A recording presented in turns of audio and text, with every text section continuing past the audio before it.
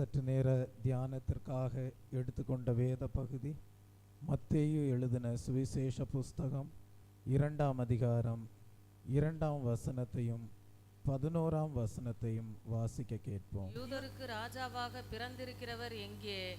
கிழக்கிலே அவருடைய நட்சத்திரத்தை கண்டு அவரை பணிந்து கொள்ள வந்தோம் என்றார்கள். அவர்கள் அந்த வீட்டுக்குள் பிரவேசித்து பிள்ளையையும் அதன் தாயாகிய மரியாளையும் கண்டு சாஷ்டாங்கமாய் விழுந்து அதை பணிந்து கொண்டு தங்கள் பொக்கிஷங்களை திறந்து பொன்னையும் தூபவர்க்கத்தையும் வெள்ளைப்போளத்தையும் அதற்கு காணிக்கையாக வைத்தார்கள். கர்த்தருடைய நாமத்திற்கு மகிமை உண்டாவதாக. ஜெபிப்போம். அன்பும் மகா கிருபையும் இரக்கமும் நிறைந்த நேசமுள்ள நல்ல தகப்பனே, இந்த ஓய்வு நாளின் காலை வேளையிலே உம்முடைய பிறப்பின் நற்செய்தியை கேட்கும்படியாக தேவ ஜனங்கள் தேவ சமூகத்திலே கூடி வரும்படியாக கர்த்தர் கிருபை நல்கின தயவுக்காக உமக்கு ஸ்தோத்திரம். தியானிக்கிற வசனத்தின் மூலமாக வெளிப்படுகிற சத்தியங்கள் உம்மை பின்பற்றி மேன்மை அடையும்படியாக ஜீவித்து வருகிற ஒவ்வொருவருக்கும் ஆசீர்வாதமாக காணப்பட தேவன்தாமே கிருபை நல்கியருளும். இயேசு கிறிஸ்துவின் இன்ப நாமத்தில் ஜெபிக்கிறேன் பிதாவே, ஆமீன். கர்த்தருடைய நாமத்திற்கு மகிமை உண்டாவதாக. யூதருக்கு ராஜாவாக பிறந்திருக்கிறவர் எங்கே? கிழக்கிலே அவருடைய நட்சத்திரத்தை கண்டு அவரை பணிந்து கொள்ள வந்தோம் என்றார்கள். கர்த்தருடைய நாமத்திற்கு மகிமை உண்டாவதாக. ஆண்டவராகிய இயேசு கிறிஸ்து ஒரு ராஜாவாக இந்த பூமியிலே பிறந்தார். ஸ்தோத்திரம். கிறிஸ்துவின் பிறப்பை குறித்து நாம் தியானிக்கும் போது உண்மையான கிறிஸ்மஸ் என்றால் என்ன என்பதை நாம் அறிந்திருக்க வேண்டும். உண்மையான கிறிஸ்மஸ் என்னவென்றால் நாம் இயேசு கிறிஸ்து யார் என்பதை அறிந்து கொண்டு பின்பு அவரை தேடி பின்பு அவரை கண்டடைந்து முடிவாக நாம் அவரை ஆராதனை செய்கிறோம் என்றால் அதுதான் உண்மையான கிறிஸ்மஸாக காணப்படுகிறது. முதலாவது நீங்கள் இயேசு கிறிஸ்து யார் என்று அறிந்து கொள்ள வேண்டும். இரண்டாவது அவரை தேட வேண்டும். மூன்றாவது அவரை காண வேண்டும். நான்காவது அவரை ஆராதனை செய்ய வேண்டும். அதுதான் உண்மையான கிறிஸ்மஸாக காணப்படுகிறது. இங்கே நாம் வாசிக்க கேட்ட வசனத்திலே ஆண்டவராகிய இயேசு கிறிஸ்துவை ஒரு ராஜா என்று குறிப்பிடப்பட்டிருக்கிறது. அப்படி என்றால் கிறிஸ்மஸாக ஆசரிக்கப்படுகிற இந்த நன்னாளிலே இயேசு கிறிஸ்துவை உங்களுக்கு முன்பாக ஒரு ராஜாவாக வெளிப்படுத்த தேவன் கிருபை செய்வாராக. இயேசு கிறிஸ்துவை சரியான விதத்திலே அடையாளம் கொண்டு ஆராதிக்க தேவ ஜனங்கள் கடமைப்பட்டிருக்கிறார்கள். இயேசு கிறிஸ்து யார் என்று சரியாக நீங்கள் அடையாளம் கொள்ளாதிருப்பீர்களானால் நீங்கள் இயேசு கிறிஸ்துவை அவர் எதிர்பார்க்கிற விதத்திலே ஆராதனை செய்ய முடியாது. இயேசு கிறிஸ்துவை நீங்கள் சரியான விதத்திலே அடையாளம் கொண்டிருப்பீர்களானால் நிச்சயமாகவே நீங்கள் சரியான விதத்திலே அடையாளம் கொண்டிருப்பதின் மூலமாக தேவன் எதிர்பார்க்கிற விதத்திலே நீங்கள் அவரை ஆராதனை செய்ய முடியும். தெய்வ பிள்ளையே, மத்தேயு எழுதின சுவிசேஷ புஸ்தகம் 22ஆம் அதிகாரத்திற்கு வரும்போது 41 முதல் 46 வசனங்கள் வரைக்கும் நீங்கள் படிக்கும்போது அங்கே ஒரு குறிப்பிட்ட கூட்டத்தாரை குறித்து நாம் படிக்கிறோம். அந்த குறிப்பிட்ட கூட்டத்தார் இயேசு கிறிஸ்துவை சரியான விதத்திலே அறிந்து கொள்ளாதவர்களாகவே தான் காணப்பட்டார்கள். இயேசு கிறிஸ்துவை சரியான விதத்திலே அடையாளம் கண்டுகொள்ளாதவர்களாகவே காணப்பட்டார்கள். அவர்கள் ஆண்டவராகிய இயேசு கிறிஸ்துவை எப்படி அறிந்தவர்களாய் இருந்தார்கள் என்றால் மாம்சத்தின்படி இயேசு கிறிஸ்துவை அறிந்தவர்களாய் இருந்தார்கள். பிதாவாகிய தேவன் கிறிஸ்துவை எப்படி இந்த உலகத்திலே அனுப்பி அவரை எப்படி அடையாளப்படுத்தினாரோ எப்படி வெளிப்படுத்தினாரோ அதை அறியாதவர்களாகவே இந்த குறிப்பிட்ட ஜனங்கள் காணப்பட்டார்கள். இங்கே நாம் யாரை குறித்து வாசிக்கிறோம் என்றால் பரிசேயரை குறித்து வாசிக்கிறோம். பரிசேயர் கூடியிருக்கிறார்கள். இயேசு கிறிஸ்து அவர்களை பார்த்து கேட்கிறார், கிறிஸ்துவை குறித்து நீங்கள் என்ன நினைக்கிறீர்கள்? அவர் யாருடைய குமாரன் என்று கேட்பதை பார்க்கிறோம்.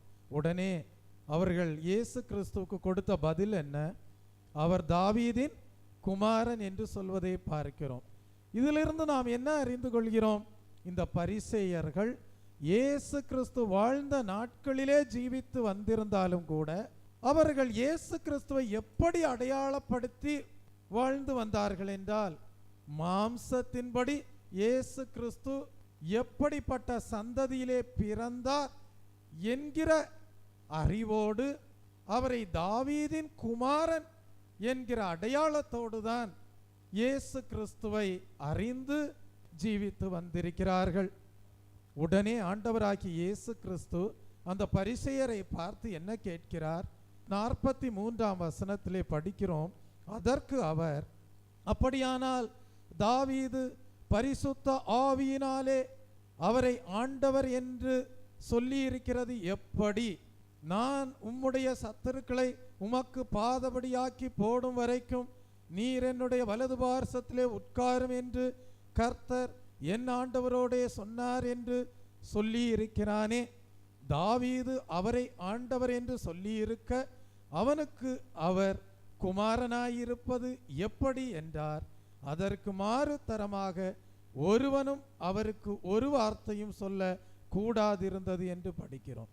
தெய்வ பிள்ளையே, மாம்சத்தின்படி தாவீதின் சந்ததியிலே அவர் பிறந்திருந்தாலும் கூட ஆண்டவராகிய இயேசு கிறிஸ்து என்ன எதிர்பார்த்தார் என்றால், ஜனங்கள் தன்னை மாம்சத்தின்படி தாவீதின் குமாரனாக அல்ல, ஆவிக்குரிய பிரகாரமாக தம்மை பிதாவாகிய தேவன் இந்த உலகத்திற்கு அனுப்பும் போது எப்படி அடையாளப்படுத்துகிறார் என்பதை ஜனங்கள் அறிந்து அதற்கேற்ற விதத்திலே கர்த்தரை ஆராதிக்க வேண்டும், ஆண்டவரை தொழுது கொள்ள வேண்டும் என்கிற எதிர்பார்ப்பு ஆண்டவராகி இயேசு கிறிஸ்துவுக்குள்ளாக காணப்பட்டது.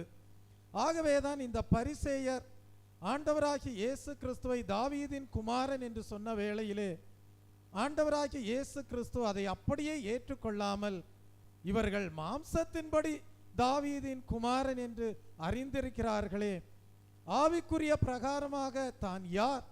தேவனுடைய குமாரன், ஒரு ராஜா, பரலோக பிதாவோடு கூட இருந்தவர், அவராலே அனுப்பப்பட்டவர் என்பதை அறியாதிருக்கிறார்களே என்கிற சிந்தையோடுதான் பரிசேயருக்கு ஆண்டவராகிய இயேசு கிறிஸ்து விளக்கி காட்டுகிறார். என்னவென்று விளக்கி காட்டுகிறார் என்றால், தாவீதுதானே பரிசுத்த ஆவியினாலே இயேசுவை ஆண்டவர் என்று சொல்லி இருக்கிறது எப்படி என்று ஒரு கேள்வி கேட்பதை பார்க்கிறோம். அப்படியானால் இந்த நாளிலே தேவ சமூகத்திலே கூடி வந்திருக்கிற தெய்வ ஜனங்களே, நீங்கள் ஒன்றை அறிந்து கொள்ள வேண்டும்.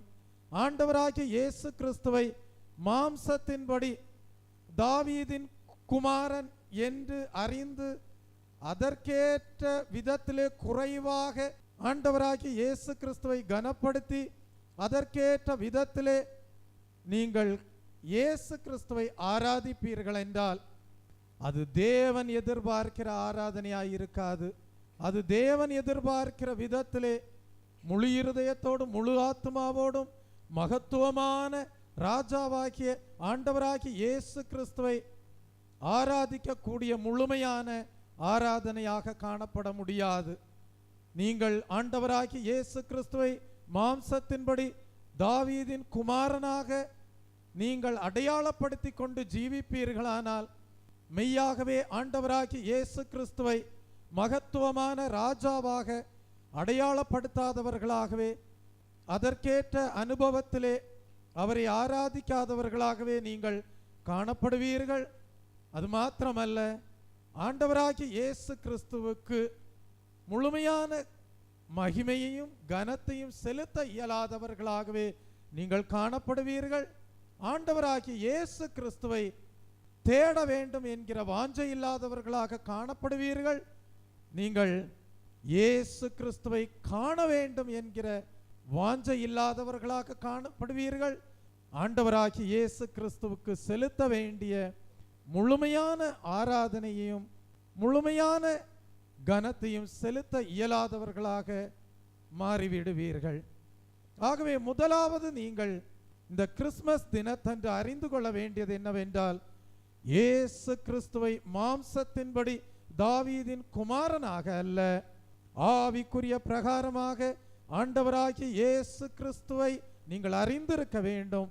அவர் ஒரு ராஜாதி ராஜாவாக, அவர் மகத்துவமான ராஜாவாக, பிதாவாகிய தேவனுடைய ஒரே பேரான குமாரனாக அவர் காணப்படுகிறார் என்பதை அறிந்து பின்பு அவரை தேடி அவரை கண்டு அவரை ஆராதனை செய்ய வேண்டியவர்களாய் இருக்கிறீர்கள். அப்படி நீங்கள் இயேசு கிறிஸ்துவை தேவனுடைய குமாரனாக, ராஜாதி ராஜாவாக நீங்கள் அறிந்து அப்படிப்பட்ட அடையாளத்தோடு அவரை தேடி அவரை கண்டடைந்து ஆராதிப்பீர்களானால் உங்களுடைய ஜீவியம் ஆசீர்வாதமாக காணப்படும். அவரை பின்பற்றுகிற உங்களுடைய வாழ்க்கையிலே நீங்கள் அவரை போல ராஜரீக பாதையிலே ராஜாக்களாகவும் ஆசாரியர்களாகவும் காணப்படுவீர்கள். Price the Lord. ஆகவேதான் ஒரு முறை ஆண்டவராகிய இயேசு கிறிஸ்து தம்முடைய சீஷர்களை பார்த்து ஒரு கேள்வி கேட்கிறார். மத்தேயு 16ஆம் அதிகாரம் 13ஆம் வசனத்திற்கு வரும்போது, ஆண்டவராகிய இயேசு கிறிஸ்து பிலிப்பு செசரியாவின் திசைகளில் அவர் வருகிறார். அங்கே வந்த வேளையிலே தம்முடைய சீஷரை பார்த்து ஒரு கேள்வியை கேட்கிறார். அந்த கேள்வி என்ன? மனுஷகுமாரனாகிய என்னை ஜனங்கள் யார் என்று சொல்கிறார்கள் என்று கேட்பதை பார்க்கிறோம். அதற்கு சீஷர்கள் என்ன சொல்கிறார்கள்? சிலர் உம்மை யோவான் ஸ்நானகன் என்றும், சிலர் எலியா என்றும், வேறு சிலர் எரேமியா அல்லது தீர்க்கதரிசிகளில் ஒருவர் என்றும் சொல்லுகிறார்கள் என்று சொல்வதை பார்க்கிறோம். அப்பொழுது ஆண்டவராகிய இயேசு கிறிஸ்து சீஷர்களை பார்த்து கேட்கிறார், நீங்கள் என்னை யார் என்று சொல்கிறீர்கள் என்று கேட்பதை பார்க்கிறோம். உடனே சீமோன் பேதுரு என்ன சொல்லுகிறார்? இயேசு கிறிஸ்துவை பார்த்து சொல்லுகிறார், நீர் ஜீவனுள்ள தேவனுடைய குமாரனாகிய கிறிஸ்து என்று சொல்வதை பார்க்கிறோம். பேதுரு இப்படிப்பட்ட ஒரு பதிலை கொடுத்த போது ஆண்டவராகிய இயேசு கிறிஸ்து சீமோன் பேதுருவை பார்த்து என்ன சொன்னார்? யோனாவின் குமாரனாகிய சீமோனே, நீ பாக்கியவான், மாம்சமும் இரத்தமும் இதை உனக்கு வெளிப்படுத்தவில்லை, பரலோகத்தில் இருக்கிற என் பிதா இதை உனக்கு வெளிப்படுத்தினார் என்று சொல்வதை பார்க்கிறோம். அப்படியானால் பரிசேயர் ஆண்டவராகிய இயேசு கிறிஸ்துவை தாவீதின் குமாரன் என்று சொல்வதற்கு காரணம் என்ன? அவர்களுக்கு பிதாவாகிய தேவனுடைய வெளிப்படுத்தல் உண்டாயிருக்கவில்லை. பரிசேயர் இயேசு கிறிஸ்துவை மாம்சத்தின்படிதான் அடையாளப்படுத்தி காட்டினார்கள். ஆனால் இயேசு கிறிஸ்துவோடு கூட இருந்த சீமோன் பேதுரு கிறிஸ்துவை ஆவிக்குரிய பிரகாரமாக பிதாவாகிய தேவன் வெளிப்படுத்தின விதத்திலே இயேசு கிறிஸ்துவை சரியான விதத்திலே அடையாளப்படுத்தி காட்டுவதை நாம் அறிந்து கொள்கிறோம். நீர் ஜீவனுள்ள தேவனுடைய குமாரனாகிய கிறிஸ்து என்று சொல்வதை பார்க்கிறோம். தேவ சமூகத்திலே கூடி வந்திருக்கிற தெய்வ ஜனமே, நீங்கள் கிறிஸ்துவை பிதாவாகிய தேவன் வெளிப்படுத்தும் விதமாக அடையாளப்படுத்தி காட்ட கடமைப்பட்டிருக்கிறீர்கள். அதற்கு நீங்கள் என்ன செய்ய வேண்டும்? உங்கள் மாம்சத்திற்கும் இரத்தத்திற்கும் உங்கள் சுய அறிவுக்கு இடம் கொடுக்காமல் பரிசுத்த ஆவியானவருக்கு இடம் கொடுத்து, கர்த்தாவே, நீர் இந்த உலகத்திலே எங்களுக்காக இரட்சகராக அனுப்பி கொடுத்த கிறிஸ்து யார் என்பதை எங்களுக்கு வெளிப்படுத்தி காட்டும் என்று நீங்கள் பிதாவாகிய தேவனை நோக்கி வேண்டிக் கொள்ளும் போது அவர் உங்களுக்கு வெளிப்படுத்துவார், அவர் ஜீவனுள்ள தேவனுடைய குமாரனாகிய கிறிஸ்து என்று. அவர் மாம்சத்தின்படி தாவீதின் குமாரனாக இந்த உலகத்திலே பிறந்திருந்தாலும் அவர் ராஜாதி ராஜா என்பதை ஆவிக்குரிய பிரகாரமாக அடையாளப்படுத்தும் ஞானத்தை தேவன் உங்களுக்கு கொடுக்கக்கூடியவராயிருக்கிறார். தெய்வ பிள்ளையே, அப்படியானால் முதலாவது ஒரு காரியத்தை தெய்வ பிள்ளைகளே நீங்கள் அறிந்து கொள்ள வேண்டும். அது என்னவென்றால், இயேசு கிறிஸ்துவை நீங்கள் தவறுதலாக அடையாளம் காணுவீர்கள் என்றால் எல்லா தவறுகளிலேயும் மிக பெரிய தவறுதலாக அது ஆபத்திலே கொண்டு போய் சேர்த்துவிடும். இயேசு கிறிஸ்து யார் என்று சரியாக அடையாளம் கொள்ளாமல் இயேசுவை பின்பற்றுகிறேன் என்று சொல்லி பின்பற்றுவீர்களானால் உங்களுடைய முடிவு சரியான விதத்திலே அமையாது. உங்களுடைய முடிவு பரமபிதா கிறிஸ்துவை இந்த பூலோகத்திலே அனுப்பின நோக்கம் உங்களிலே நிறைவேறாமல் போய்விடும். அதற்கு திருஷ்டாந்தமாக நாம் சிலரை வேதத்திலே நாம் அறிந்து கொள்ள முடியும்.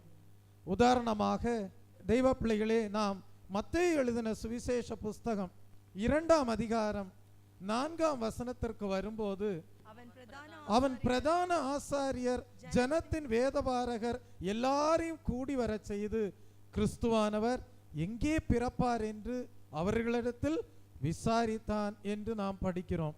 தெய்வ பிள்ளையே, யாரை பற்றி இங்கே சொல்லப்பட்டிருக்கிறது என்றால், அந்நாட்களிலே எருசலேமிலே ராஜாவாக காணப்பட்ட ஏரோதை குறித்து நாம் இங்கே படிக்கிறோம். ஏரோது யாரை வரவழைக்கிறான் என்றால், ஒரு விசேஷித்த நட்சத்திரம் தோன்றி இருக்கிறது, தன்னை காட்டிலும் மேன்மையான ஒரு ராஜா பிறந்திருக்கிறார் என்பதை ஏரோது அறிந்தபோது அவன் என்ன செய்கிறான் என்றால், பிரதான ஆசாரியரையும் ஜனத்தின் வேதபாரகர்கள் அனைவரையும் என்ன செய்கிறான்? வரவழைக்கிறான். வரவழைத்து அவன் என்ன கேட்கிறான் என்றால், கிறிஸ்துவானவர் எங்கே பிறப்பார் என்று அவர்களிடத்திலே விசாரிப்பதை நாம் இங்கே படிக்கிறோம். தெய்வ பிள்ளையை, இவன் ஏன் பிரதான ஆசாரியரையும் வேதபாரகரையும் அழைத்தான் என்று நாம் சிந்திக்கும் போது, தேவாலயத்திலே ஆராதனை செய்கிறவர்கள் தான் இந்த ஆசாரியர்கள். வேதத்தை நன்றாக ஆராய்ந்து பார்த்து தீர்க்கதரிசிகள் என்ன சொல்லி இருக்கிறார்கள் என்பதை கண்டுபிடிக்கக்கூடிய திறமை உள்ளவர்களாய் இருந்தவர்கள் தான் இந்த வேதபாரகர்கள். ஆகவேதான் ஒரு விசேஷித்த நட்சத்திரம் தோன்றின போது தன்னை காட்டிலும் ஒரு மகிமையான ராஜா பிறந்திருக்கிறார் என்பதை ஏரோது அறிந்த போது யாரை அழைக்கிறான்? அந்நாட்களிலே ஆராதனை செய்து வந்த, அந்நாட்களிலே வேதத்தை ஆராய்ச்சி செய்து வந்த வேதபாரகர்களையும் ஆசாரியர்களையும் என்ன செய்கிறான் என்றால் அழைப்பதை பார்க்கிறோம். தெய்வ பிள்ளையே, ஆனால் இந்த ஆசாரியரும் வேதபாரகரும் எங்கேதான் காணப்படுகிறார்கள் என்றால், இயேசு கிறிஸ்து பிறந்த பெத்லேகேம் என்னும் ஊரிலிருந்து ஒரு 5 மைல் தூரம் அளவிலே தான் அவர்கள் காணப்படுகிறார்கள். ஆனால் அவர்களால் இயேசு கிறிஸ்துவை தேடி அவரை கண்டுபிடித்து அவரை பணிந்து கொள்ள இயலாதவர்களாக காணப்பட்டார்கள். காரணம் என்னவென்றால், அவர்கள் எல்லாரும் அந்நாட்களிலே ஆசாரியராக காணப்பட்டாலும் வேத பாரகராக காணப்பட்டாலும் அவர்களுடைய வாஞ்சையும் விருப்பமும் எப்படி இருந்ததென்றால், மெய்யாகவே தேவனை அறிந்து கொள்ள வேண்டும், மெய்யாகவே தேவனை அதிகமாக தேட வேண்டும், மெய்யாகவே தேவனை தேடி கண்டுபிடிக்க வேண்டும், தேவனை தேடி கண்டுபிடித்து அவரை ஆராதிக்க வேண்டும் என்கிற எண்ணம், என்கிற விருப்பம் அவர்களுக்குள்ளாக காணப்படவில்லை. இந்நாட்களிலே தேவ சபையிலே கடந்து வந்திருக்கிற தெய்வ ஜனமே, நீங்கள் ஒருவேளை வேதத்தை ஆராய்ந்து படிக்கிறவர்களாய் இருக்கலாம், நீங்கள் ஒருவேளை தேவனை ஆராதிக்க கூடியவர்களாய் இருக்கலாம். ஆனால் கிறிஸ்துவை எப்படி அடையாளப்படுத்தி உங்கள் ஜீவியத்திலே வாழுகிறீர்கள்? மாம்சத்தின்படி தாவீதின் குமாரன் என்கிற எண்ணத்தோடு அடையாளப்படுத்தி காணப்படுகிறீர்களா? அல்லது ஆவிக்குரிய பிரகாரமாக பிதாவாகிய தேவன்தாமே உங்களுக்கு வெளிப்படுத்தலை கொடுத்து ஒரு மகத்துவமான ராஜா, ஜீவனுள்ள தேவனுடைய குமாரனாகிய கிறிஸ்து என்கிற அடையாளத்தோடு அவரை ஆராதிக்கிறீர்களா? இரண்டாவதாக, தேவ சபையிலே காணப்படுகிற தெய்வ ஜனமே, நீங்கள் ஒருவேளை வேதத்தை ஆராய்ந்து படிக்கிறவர்களாய் இருக்கலாம், தேவனை ஆராதிக்கிறவர்களாய் இருக்கலாம். நீங்கள் உண்மையாகவே தேவனை தேடி தேவனை கண்டுபிடித்து அவரை பணிந்து கொள்ள வேண்டும் என்கிற இலக்கோடு வேதத்தை ஆராய்ச்சி செய்கிறீர்களா? தேவனை ஆராதிக்கிறீர்களா? அல்லது ஏதோ எங்களுக்கு ஒரு ஸ்தானம் கொடுக்கப்பட்டிருக்கிறது, எங்களுக்கு ஒரு பொறுப்பு கொடுக்கப்பட்டிருக்கிறது, அந்த பொறுப்பு நிமித்தமாக, அந்த ஸ்தானத்து நிமித்தமாக எங்களுக்கு இம்மைக்குரிய காரியங்கள் எங்களுக்கு இந்த பூலோக வாழ்க்கையிலே கிடைக்கிறது, அந்த இம்மைக்குரிய நன்மைக்காக நாங்கள் அந்த ஸ்தானங்களை வைத்துக்கொண்டு நாங்கள் கர்த்தரை ஆராதிக்கிறவர்களாக வேதத்தை ஆராய்ச்சி செய்கிறவர்களாக காணப்படுகிறோம் என்கிற நிலவரத்திலே காணப்படுகிறீர்களா? இரண்டிற்கும் பெரிய வித்தியாசம் உண்டு. உங்களுக்கு பொறுப்புகள் கொடுக்கப்பட்டிருக்கலாம், நீங்கள் ஆசாரியராக காணப்படலாம். உங்களுக்கு பொறுப்புகள் கொடுக்கப்பட்டிருக்கலாம், நீங்கள் வேதத்தை ஆராய்ந்து படிக்கலாம். ஆனால் நீங்கள் அப்படி ஆராதிக்கும் போது, வேதத்தை தியானிக்கும் போது உங்களுடைய குறிக்கோள் தவறாய் இருக்குமே ஆனால், உங்களுடைய குறிக்கோள் இம்மைக்காக காரியங்கள், ஸ்தானங்கள், உங்களை கனப்படுத்த வேண்டும் என்கிற எண்ணம், தெய்வ பிள்ளையே, அந்த ஸ்தானங்களின் மூலமாக உங்களுக்கு கிடைக்கக்கூடிய இம்மைக்குரிய நன்மைகள், இதற்காக நீங்கள் வேதத்தை ஆராய்ந்து படிக்கிறவர்களாக, ஆராதிக்கிறவர்களாக நீங்கள் காணப்படுவீர்களானால், தேவன் ஆண்டவராகி இயேசு கிறிஸ்துவை உங்களுக்காக இந்த உலகத்திலே அனுப்பி கொடுத்த குறிக்கோள் உங்கள் ஜீவியத்திலே நிறைவேறாமல் போய்விடும். கிறிஸ்துவை மெய்யாகவே தேவன் எதிர்பார்க்கக்கூடிய விதத்தில் நீங்கள் ஆராதிக்க இயலாதவர்களாக காணப்படுவீர்கள். தேவன் எதிர்பார்க்கிற விதத்திலே நீங்கள் தேவனை தேடாதவர்களாக காணப்படுவீர்கள். தேவன் எதிர்பார்க்கிற விதத்திலே நீங்கள் கிறிஸ்துவை கண்டடைய கூடாமற் போய்விடுவீர்கள். ஆகவே இந்த காலை வேளையிலே தேவாவியானவர் உங்களோடு இடைபடுகிற ஒரு காரியம் உண்டு. நீங்கள் கிறிஸ்துவை முதலாவது சரியான விதத்திலே அடையாளம் கொள்ள வேண்டும். இரண்டாவது, நீங்கள் வேத ஆராய்ச்சியாளர்களாக காணப்படலாம், தேவனை ஆராதிக்கிறவர்களாய் இருக்கலாம். ஆனால் உங்கள் குறிக்கோள் தவறானவைகளாய் இருக்குமே ஆனால், இம்மைக்குரிய நன்மைகளுக்காக மாத்திரம் என்கிற குறிக்கோளோடு அந்த ஸ்தானங்களையும் வேத ஆராய்ச்சியையும் ஆராதனையும் செய்வீர்களானால், தேவன் கிறிஸ்துவை இந்த பூலோகத்திலே அனுப்பி கொடுத்த குறிக்கோள் உங்கள் வாழ்க்கையிலே நிறைவேறாமல் போய்விடும். நீங்கள் இந்த வேத பாரகரையும் ஆசாரியர்களையும் அந்நாட்களிலே வாழ்ந்து வந்த இந்த சனகரிப்பு என்கிற கூட்டத்தாரை குறித்து நீங்கள் படிக்கும்போது, இந்த சனகரிப்பு என்கிற கூட்டத்தார் சட்ட நிபுணர்களாக காணப்பட்டார்கள், நியாயாதிபதிகளாக காணப்பட்டார்கள். அந்நாட்களிலே காணப்பட்ட பேரரசினால் அதிகாரம் பெற்றவர்களாக காணப்பட்டார்கள். சில முக்கிய தீர்மானங்களை எடுக்கக்கூடிய அதிகாரம் இவர்களுக்குள்ளாக காணப்பட்டது. ஆனால் இயேசு கிறிஸ்து எங்கே பிறப்பார் என்று வேதத்தை ஆராய்ந்து கண்டுபிடிக்கக்கூடிய திறமை வாய்ந்தவர்களாக காணப்பட்டாலும் கூட, ஒரு நட்சத்திரம் வானத்திலே தோன்றியிருப்பதை இவர்கள் நன்றாக ஆராய்ந்து கண்டுபிடித்திருந்தாலும் கூட, இவர்களோ இயேசுவை போய் பார்க்கவில்லை. அப்படியானால் இவர்களுடைய குறிக்கோள் என்னவாய் இருந்திருக்கிறது?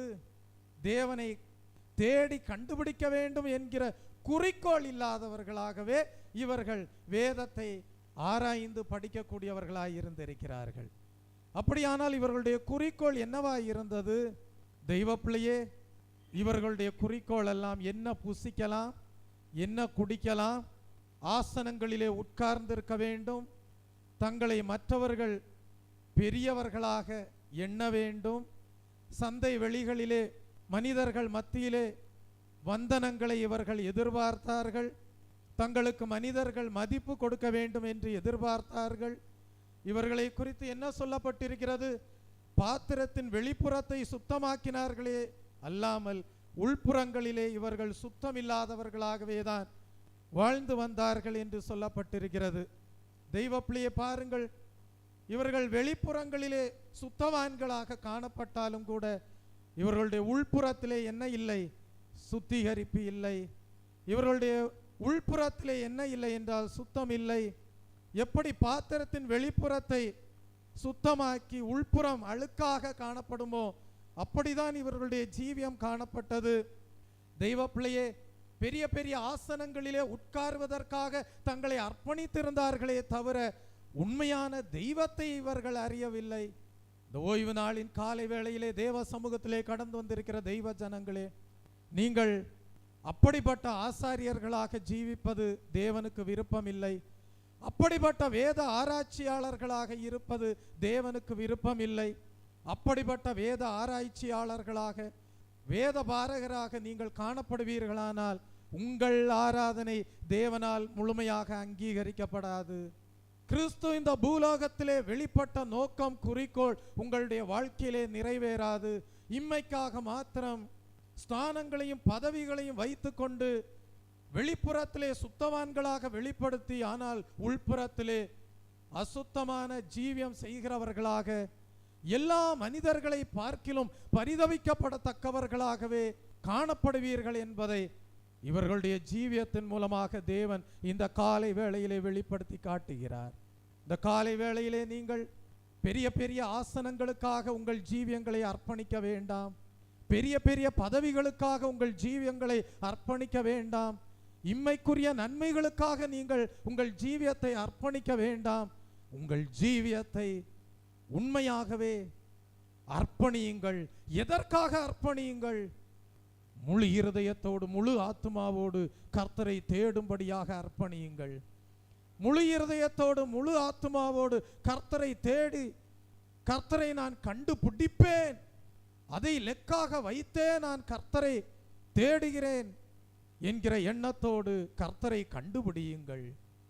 கண்டுபிடிப்பது மாத்திரமல்ல, கண்டு கொண்டேன் ஒரு புதையல், பெற்று கொண்டேன் ஒரு பொக்கிஷம், கண்டு கொண்டேன் ஒரு புதையல், பெற்று கொண்டேன் ஒரு பொக்கிஷம். இயேசுதான் என் இரட்சகர், இயேசுதான் என் ராஜா, இயேசுதான் என் இரட்சகர், இயேசுதான் என் ராஜா. சர்வ வல்லவர் என் சொந்தமானார், சாவை வென்றவர் என் ஜீவனானார். சர்வ வல்லவர் என் எஜமான், சாவை வென்றவர் என் மணவாளன். சர்வ வல்லவர் என் சொந்தமானார், சாவை வென்றவர் என் ஜீவனானார். சர்வ வல்லவர் என் எஜமானன், சாவை வென்றவர் என் மணவாளன். உங்கள் எல்லாருக்கும் தெரியும் சாது சுந்தர் சிங் அவர்களை பற்றி. மெய்யான ஒரு தெய்வம் உண்டானால் அவர் எனக்கு வெளிப்பட வேண்டும் என்று சொல்லி அதிகமாக பிரயாசப்பட்டார். அவர் ஆசனங்களை விரும்பவில்லை, அவர் பதவிகளை விரும்பவில்லை, அவர் ஏதோ இம்மைக்குரிய காரியங்களுக்காக வேதத்தை ஆராய்ந்து படிக்கவில்லை, இம்மைக்காக சில உலக பிரகாரமான நன்மைகளை பெற்றுக்கொள்ளும்படியாக அவர் கர்த்தரை தேடவில்லை. உண்மையாகவே மெய்யான தெய்வம் யார், அவரை நான் காண வேண்டும், அவரை நான் அறிந்து கொள்ள வேண்டும் என்று சொல்லி தெய்வத்தை தேட ஆரம்பித்தார். அப்படி தேடின போது என்ன நடந்தது? தெய்வத்தை கண்டுபிடிக்க இயலாத சூழ்நிலையிலே ஒரு முடிவெடுத்தார். இன்னும் ஓர் நாளிலே தெய்வம் தம்மை வெளிப்படுத்தவில்லை என்றால் தற்கொலை செய்து கொள்ளக்கூடிய ஒரு தீர்மானத்திற்குள் வந்தார். அந்த சூழ்நிலையிலே தான் உண்மையாக தேடுகிற மனிதர்களுக்கு சமீபமாயிருக்கிற தேவன் ஒரு தலபலபரதபதுலபே, உண்மையாய் தம்மை தேடுகிறவர்களுக்கு சமீபமாயிருக்கிற தேவன் சாது சுந்தர் சிங் அவர்களுக்கு வெளிப்பட்டார். இயேசு கிறிஸ்து சாது சுந்தர் சிங் அவர்களுக்கு வெளிப்பட்டார். நானே வழியும் சத்தியமும் ஜீவனுமாயிருக்கிறேன் என்கிற வார்த்தைகளோடு சாது சுந்தர் சிங் அவர்களுக்கு இயேசு கிறிஸ்து வெளிப்பட்டார். யார் உண்மையாக கிறிஸ்துவை தேடுகிறார்களோ, உண்மையான குறிக்கோளோடு கிறிஸ்துவை தேடுகிறார்களோ அவரை காண வேண்டும். அதற்காகவே நான் கிறிஸ்துவை தேடுகிறேன், அதற்காகவே தெய்வத்தை தேடுகிறேன் என்கிற குறிக்கோளோடு கர்த்தரை தேடும்போது நிச்சயமாகவே தம்மை தேடுகிற யாவருக்கும் அவர் சமீபமாயிருக்கிறார் என்பதை தேவன் விளங்கச் செய்வார். தெய்வ பிள்ளையே, என்னுடைய சாட்சியம் அப்படியே காணப்படுகிறது. ஒரு 17-18 வருடங்கள் நான் கர்த்தரை தேடினேன், வேதத்தை படித்தேன். ஆனால் நான் கர்த்தரிடத்திலே அதிகமாக சொல்லுவேன், அனுபவபூர்வமாக உம்மை நான் தரிசிக்க வேண்டும். அனுபவபூர்வமாக உம்முடைய வார்த்தைகளை நான் கேட்க வேண்டும். அனுபவபூர்வமாக உம்முடைய அபிஷேகத்தை பெற்றுக்கொள்ள வேண்டும். அனுபவபூர்வமாக உம்மை நான் தொழுது கொள்ள வேண்டும். அப்படியே என்னுடைய தேடுதல் வீணாய் போகவில்லை. ஒரு நாள் கர்த்தர் தம்மை எனக்கு வெளிப்படுத்தினார். ரோமர் 5:5 சொல்லப்பட்டபடி மேலும் நமக்கு அருளப்பட்ட பரிசுத்தாவியானவருடைய அன்பு நம்முடைய இருதயங்களிலே ஊற்றப்பட்டிருக்கிறபடியால் அந்த நம்பிக்கை நம்மை வெட்கப்படுத்தாது. தரிசனங்களை தந்தார், அது நிறைவேறும்படியாக செய்தார். ஊழிய பாதையை வெளிப்படுத்தினார். ஸ்தானங்களுக்காக அல்ல, ஆசனங்களுக்காக அல்ல, இம்மைக்குரிய காரியங்களுக்காக அல்ல, முழுமையாக முழு இருதயத்தோடு அவரை கண்டு தேடுகிறேன், கண்டுபிடிக்கிறேன். என்னுடைய வாழ்க்கையின் நோக்கம் என்ன? இனி கர்த்தரை ஆராதித்து கொண்டே இருக்க வேண்டும். கர்த்தரை ஆராதித்து கொண்டே இருந்து அவர் என் ஜீவியத்திலே வைத்திருக்கிற குறிக்கோளை நிறைவேற்றும்படியாக என்னுடைய ஜீவியத்தை நான் அர்ப்பணிக்க வேண்டும். தெய்வ பிள்ளையே, ஆகவேதான் கிறிஸ்துவை நீங்கள் தவறான விதங்களிலே அடையாளப்படுத்தி ஜீவிப்பீர்களானால், தவறான விதத்திலே அடையாளத்தோடு கிறிஸ்துவை நீங்கள் தேடுவீர்களானால், நீங்கள் கிறிஸ்துவை கண்டுபிடிக்கவும் முடியாது. கிறிஸ்துவை அவர் எதிர்பார்க்கிற விதத்திலே ஆராதிக்கவும் முடியாது. அப்படிதான் அந்நாட்களிலே பரிசேயர் காணப்பட்டார்கள். அப்படிதான் அந்நாட்களிலே சனகரிப்பு கூட்டத்தார் காணப்பட்டார்கள். அப்படிதான் அந்நாட்களிலே வேதபாரகர்கள் காணப்பட்டார்கள். அப்படிதான் அந்நாட்களிலே மாம்சத்தின்படி கிறிஸ்துவை அறிந்தவர்களாக, குறிக்கோளை அடையாதவர்களாக, தங்களை ஜனங்கள் பெரியவர்களாக எண்ண வேண்டும் என்கிற குறிக்கோளோடு இம்மைக்குரிய காரியங்களுக்காக மாத்திரம் வேதத்தை ஆராய்ச்சி செய்கிறவர்களாக, ஆராதிக்கிறவர்களாக காணப்பட்டார்கள். இந்த காலை வேளையிலே தேவ சமூகத்திலே கடந்து வந்திருக்கிற தெய்வ பிள்ளையே, உண்மையான கிறிஸ்மஸ் என்று சொல்லப்படுகிறது. நீங்கள் தேட வேண்டும். எப்படி தேட வேண்டும்? சரியான விதத்திலே கிறிஸ்துவை அறிந்து கொண்டு, சரியான அடையாளத்தோடு கிறிஸ்துவை தேட வேண்டும். கிறிஸ்துவை கண்டுபிடிக்க வேண்டும். கண்டுபிடித்து விட்டு என்ன செய்ய வேண்டும்? அவரை பணிந்து அவரை தொழுது கொள்ள வேண்டும். அப்படி தொழுது கொள்ளும் போது பிதாவாகிய தேவன் கிறிஸ்துவை இந்த பூலோகத்திலே அனுப்பின நோக்கம் உங்கள் ஜீவியத்திலே நிறைவேறும். Price the Lord. தெய்வ பிள்ளை, அப்படியானால் இந்த காலை வேளையிலே கர்த்தர் உங்களுக்கு முன்பாக கிறிஸ்துவை எப்படி வெளிப்படுத்தி காட்டுகிறார் என்றால், ஒரு ராஜாவாக தம்மை வெளிப்படுத்தி காட்டுகிறார். முதலாவது, நம்முடைய ஆண்டவராகிய இயேசு கிறிஸ்துவை ராஜா என்று நாம் சொல்லும்போது அவரிலே காணப்படுகிற அனுபவம் என்ன? அவர் பரிசுத்தவான்களின் ராஜாவாக காணப்படுகிறார். வெளிப்படுத்தல் எழுதின புஸ்தகம் 15ஆம் அதிகாரம் 3ஆம் வசனத்தை வாசிக்கும் போது அங்கே நாம் படிக்கிறோம், பரிசுத்தவான்களின் ராஜாவே, தேவரீருடைய வழிகள் நீதியும் சத்தியமுமானவைகள் என்று படிக்கிறோம். நம்முடைய ஆண்டவராகிய இயேசு கிறிஸ்து பரிசுத்தவான்களுடைய ராஜாவாக காணப்படுகிறார்.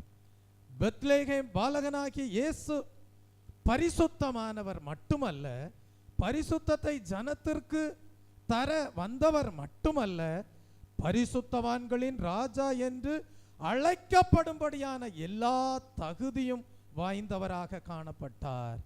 இயேசு கிறிஸ்து முன்மாதிரியான பரிசுத்த ஜீவியம் செய்தவராக வாழ்ந்து காட்டினார்.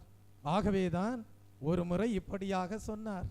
யோவானுக்கு எழுதின சுவிசேஷ புஸ்தகம் 8ஆம் அதிகாரம் 46ஆம் வசனத்தை வாசிக்கும் போது, என்னிடத்தில் பாவம் உண்டென்று உங்களில் யார் என்னை குற்றப்படுத்த கூடும் என்று இயேசு கிறிஸ்து அனைவரின் மத்தியிலும் கேட்பதை நாம் படிக்கிறோம். யாருக்கும் பதில் சொல்ல முடியவில்லை. அவரை விசாரித்த பிலாத்து அவரை குறித்து என்ன சொல்லுகிறான்? லூக்கா எழுதின சுவிசேஷ புஸ்தகம் 23ஆம் அதிகாரம் 4ஆம் வசனத்தை படிக்கும்போது, இந்த மனுஷனிடத்தில் நான் ஒரு குற்றத்தையும் காணவில்லை என்று சாட்சி கொடுப்பதை பார்க்கிறோம். ஆம் தெய்வ பிள்ளையே, இயேசு கிறிஸ்து பரிசுத்தவான்களின் ராஜாவாக காணப்படுகிறார். தேவ சமூகத்திலே கடந்து வந்திருக்கிற தெய்வ பிள்ளைகளே, நீங்கள் அவரை உங்கள் ராஜாவாக ஏற்றுக்கொள்வது நல்லது. ஆனால் அவரை ராஜாவாக ஏற்றுக்கொள்கிற உங்கள் வாழ்க்கையிலே உங்களுடைய பாதை எப்படி இருக்க வேண்டும் என்றால் பரிசுத்த பாதையாக காணப்பட வேண்டும். அப்படி என்றால் நீங்கள் கிறிஸ்துவை சரியான விதத்திலே அடையாளம் கொண்டவர்களாக, கிறிஸ்து பரிசுத்தவான்களின் ராஜா என்று அடையாளப்படுத்தி வாழ்கிறவர்களாக, பரிசுத்த பாதையிலே அவரை பின்பற்றுகிற பரிசுத்தவான்களாக காணப்படுவீர்கள். ஆகவே வேதம் சொல்கிறது, கர்த்தருடைய பரிசுத்தவான்களே அவரில் அன்பு கூறுங்கள். அப்படி கர்த்தருடைய பரிசுத்தவான்களாக கர்த்தரில் அன்பு கூர்ந்து ஜீவிக்கும் போது கிறிஸ்துவை பிதாவாகிய தேவன் இந்த உலகத்திலே அனுப்பி கொடுத்த நோக்கம், குறிக்கோள் உங்கள் ஜீவியத்திலே நிறைவேறும். கிறிஸ்துவை தேடின நீங்கள் பரிசுத்தவான்களாக காண்பீர்கள். இருதயத்திலே சுத்தமுள்ளவர்கள் பாக்கியவான்கள், அவர்கள் தேவனை தரிசிப்பார்கள். சுத்தமுள்ள இருதயமுள்ள இஸ்ரவேலருக்கு தேவன் நல்லவராகவே இருக்கிறார். கண்டுபிடிப்பது மாத்திரமல்ல, தேவன் எதிர்பார்க்கிற விதத்திலே அவரை ஆராதனை செய்வீர்கள். Price the Lord. இரண்டாவது, ஆண்டவராகிய இயேசு கிறிஸ்து ராஜாவாக அடையாளப்படுத்தி காட்டும் போது அவரிலே காணப்படுகிற இரண்டாவது அனுபவம் என்ன? அவர் சாந்த குணமுள்ள ராஜா என்று படிக்கிறோம். மத்தேயு எழுதின சுவிசேஷ புஸ்தகம் 21ஆம் அதிகாரம் 4ஆம் வசனத்தை படிக்கும் போது, இதோ உன் ராஜா சாந்த குணமுள்ளவராய் கழுதையின் மேலும் கழுதை குட்டி ஆகிய மரியின் மேலும் ஏறிக்கொண்டு உன்னிடத்தில் வருகிறார் என்று சியோன் குமாரத்திக்கு சொல்லுங்கள் என்று படிக்கிறோம். இயேசு கிறிஸ்து அவர் சாந்த குணமுள்ள ராஜாவாக காணப்படுகிறார். ஆகவே கிறிஸ்துவை பின்பற்றுகிறேன் என்று சொல்லுகிற எந்த ஒரு மனிதனானாலும் கிறிஸ்துவை குறித்த சரியான அடையாளம் சாந்த குணமுள்ள ராஜா இயேசு கிறிஸ்து என்பதை அறியாமல் கிறிஸ்துவை பின்பற்றுவானேயானால் கிறிஸ்துவிலே உண்டாயிருக்கக்கூடிய சாந்த குணம் அந்த மனிதனுடைய வாழ்க்கையிலே உண்டாயிராது. ஆகவே கிறிஸ்துவை பின்பற்றும் போது சரியான அடையாளத்தோடு கிறிஸ்துவை பின்பற்ற வேண்டும். நான் பின்பற்றுகிறவர் சாந்த குணமுள்ள ராஜா, சாந்த குணமுள்ள ராஜாவை நான் பின்பற்றுகிறேன் என்று அறிந்து கொண்டு பின்பு உங்களை நீங்களே ஆராய்ந்து பார்க்க வேண்டும்.